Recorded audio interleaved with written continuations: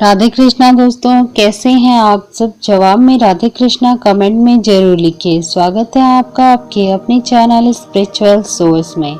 आज हम बात करेंगे जितिया व्रत की पौराणिक कथा के बारे में। जीवित पुत्रिका व्रत के संदर्भ में 3 कथाएं आती हैं, वह सभी आपको मैं इस वीडियो में बताने वाली हूँ। जितिया व्रत करने वाली सभी महिलाएं अपनी संतान की लंबी उम्र और सुख समृद्धि की कामना से इस व्रत को पूर्ण निष्ठा और श्रद्धा से करती हैं। यह व्रत बहुत कठिन माना जाता है, जिसमें महिलाओं को निर्जल उपवास रखना होता है। जितिया व्रत की पौराणिक कथा को जानने के लिए जुड़े रहिए वीडियो के अंत तक। जानिए कि इसकी क्या है चील और सियारिन की। कथा शुरू करने से पहले जितिया व्रत के धार्मिक महत्व को समझते हैं। तो आइए जानते हैं कि धार्मिक महत्व क्या है जीमूत वाहन व्रत का। यह एक ऐसा भी व्रत है जिसमें चील और सियारिन की मूर्ति बनाकर पूजा की जाती है। आज हम आपको उसी के बारे में बताने जा रहे हैं। अब तक अनेक व्रतों के बारे में सुना और धारण किया होगा। हर एक की अपनी मान्यताएं हैं, लेकिन एक ऐसा भी व्रत है जिसमें चील और सियारिन की मूर्ति बनाकर पूजा की जाती है। आज हम आपको उसी के बारे में बताएंगे। धार्मिक रूप से जीवित पुत्रिका व्रत का विशेष महत्व है। यह व्रत पुत्र की दीर्घायु के लिए निर्जला उपवास और पूजा अर्चना के साथ संपन्न होता है। आश्विन माह की शुक्ल पक्ष की अष्टमी को सौभाग्यवती स्त्रियों द्वारा अपनी संतान की आयु, आरोग्य और उनके कल्याण के लिए इसे किया जाता है। इसे जितिया या जिमूत वाहन व्रत भी कहा जाता है। यह व्रत करने से अभीष्ट की प्राप्ति होती है व संतान का सर्व मंगल होता है। यहाँ हम आपको जीवित पुत्रिका व्रत से जुड़ी रोचक महत्वपूर्ण बातें बताने जा रहे हैं। इस व्रत से जुड़ी कई लोक कथाएं प्रचलित हैं, जिसमें एक कथा चील और सियारिन की है। दूसरी जो कथा है वह है जिमूत वाहन जो राजकुमार थे उनकी कथा है, और एक महाभारत की कथा आती है।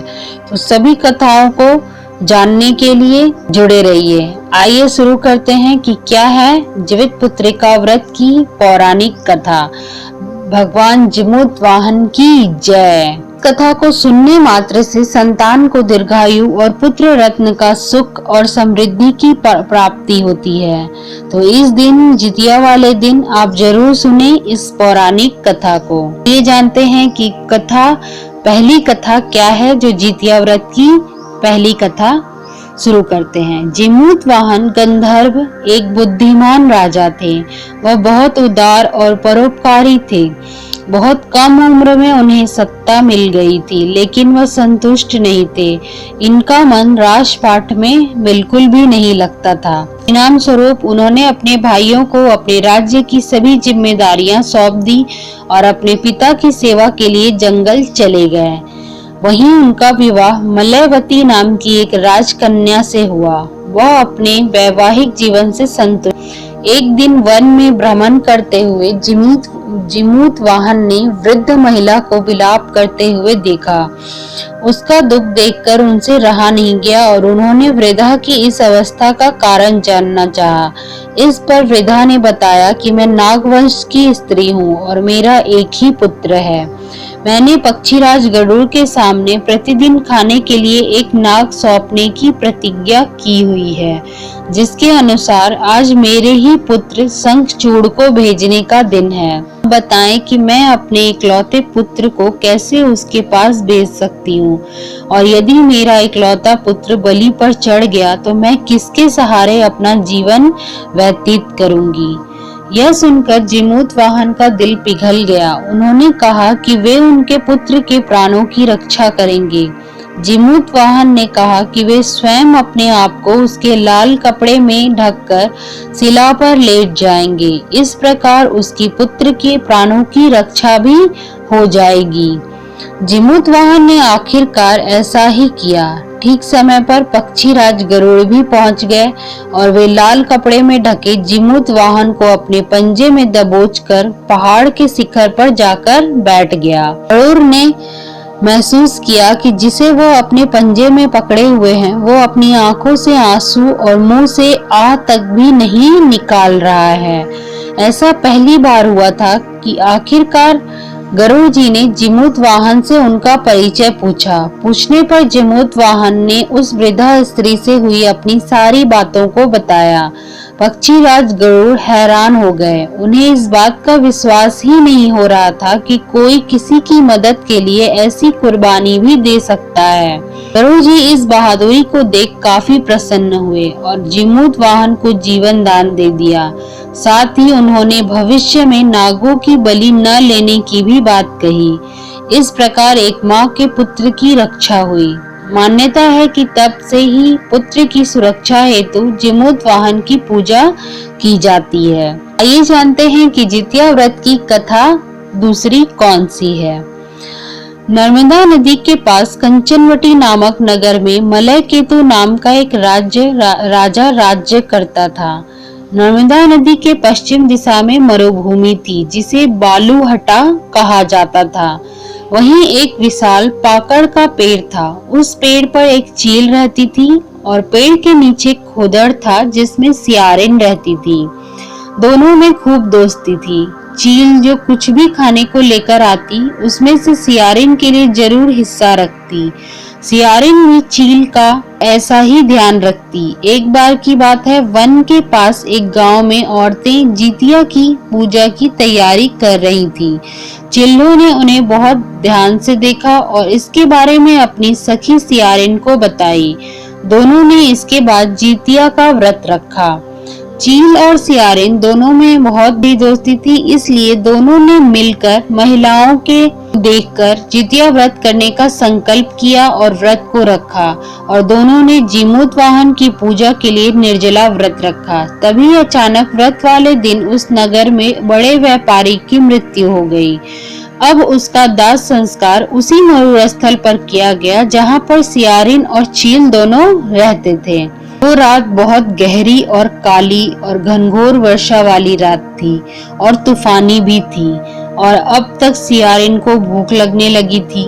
मुर्दा देखकर वह खुद को रोक न सकी और उसका व्रत टूट गया, लेकिन चील ने संयम रखा और नियम और श्रद्धा से अगले दिन व्रत का पारण किया। रात को जब सियारिन खा रही थी मांस तो चील को इसका आभास हुआ। चील ने उससे पूछा कि क्या आवाज, जब उसके खाते समय हड्डियों के कड़कड़ाने की आवाज आई मांस खाते समय, तो उस समय में चील को इसका आभास हुआ। तो चील ने सियारिन से पूछा कि तुम क्या कर रही हो। जब उससे पूछा तो सियारिन उससे झूठ नहीं बोल पाई और उसने बताया कि बहुत जोरों की भूख लगी थी, इसलिए मैंने खाना मांस को खा लिया। लेकिन चील इस बात पर बहुत गुस्सा हुई, बहुत डांट फटकार लगाई और कहा कि तुमसे अगर व्रत नहीं किया जाता तो तुमने व्रत का संकल्प ही क्यों किया। इस प्रकार डांट फटकार के पश्चात वह जन्म उनका पूरा हो गया। अगले जन्म में दोनों सहेलियों ने ब्राह्मण परिवार में पुत्री के रूप में जन्म लिया। चील जो बड़ी बहन बनी और उसका नाम सीलवती रखा गया और सीलवती की शादी बुद्धिसेन के साथ हुई। सियारिन जो छोटी बहन के रूप में जन्मी और उसका जन्म कपूरावती रखा गया, उनका नाम कपूरावती रखा गया। उसकी शादी उस नगर के राजा मलय केतु से हुई।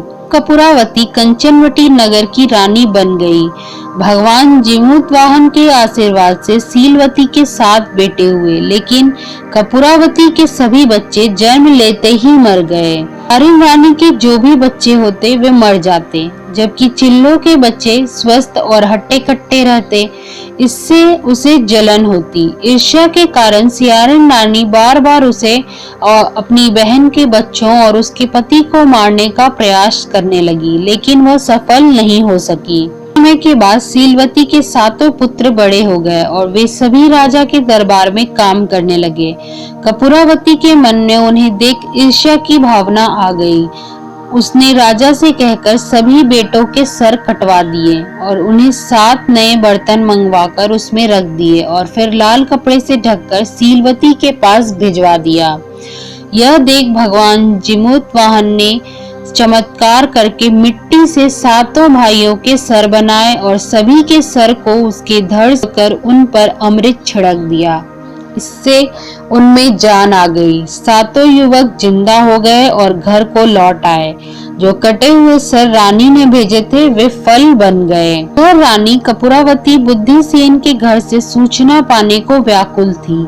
जब काफी देर तक सूचना नहीं आई तो कपूरावती स्वयं अपनी बड़ी बहन के घर गई, जहां सबको जिंदा देखकर वह आश्चर्यचकित रह गई। और जब उसे होश आया तो अपनी बहन को उसने सारी बात बताई। अब उसे अपनी गलती का पछतावा हो रहा था। भगवान जीमूतवाहन की कृपा से सीलवती को पूर्व जन्म की सारी बातें याद आ गई। वह कपूरावती को लेकर उसी पाकड़ के पेड़ के पास आ गई और उसे सारी बात याद दिलाई। अचानक ही कपूरावती बेहोश हो गई और मर गई।